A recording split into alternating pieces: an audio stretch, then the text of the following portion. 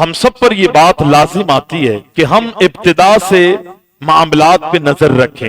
شادی سے پہلے اپنے لیے بیوی کے انتخاب میں ہمارے نبی نے اصول اور قانون بتائے. آنے والی بیوی میں ہم اس کا مال، اس کا حسب نسب، اس کا جمال، اگرچہ یہ ساری چیزیں دیکھ سکتے ہیں اور دیکھنی بھی چاہیے، لیکن ان ساری چیزوں میں ہمارے نبی علیہ السلام کے فرمان کے مطابق گھر میں آنے والی دلہن، بننے والی بیوی، اس میں اگر ہم دین کو دیکھیں تو یہ ہمارے لیے سب کے لیے بہتر. یہ نبی کا فرمان.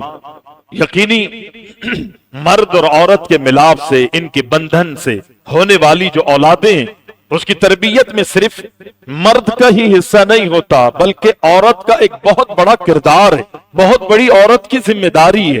مرد جو ہے وہ نصیحتیں کر کے، اصول بتا کے، قانون بتا کے، گھر والوں کو آگاہی دے کے وہ صبح نکل جاتا ہے.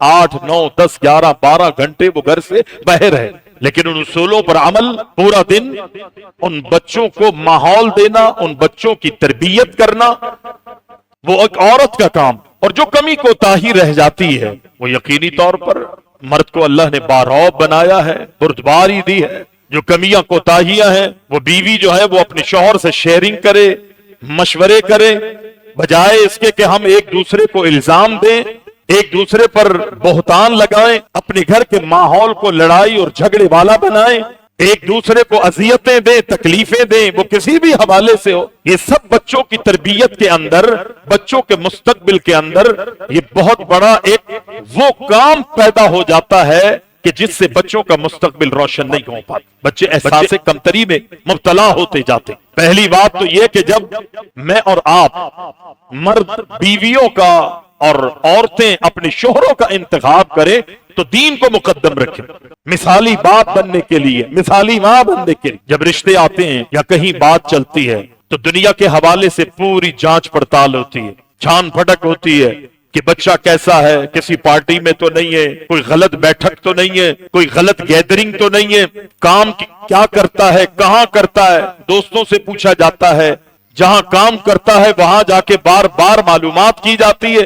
لیکن کبھی اس ازدواجی زندگی میں منسلک کرنے کے لیے اپنے بچوں کو میں نے اور آپ نے مسجد میں جا کے غور و خوض کیا، کسی مسجد میں جا کے علماء سے، ائمہ سے، قرہ حضرات سے تھوڑی سی بچوں کی معلومات لی، ہونے والے داماد کی؟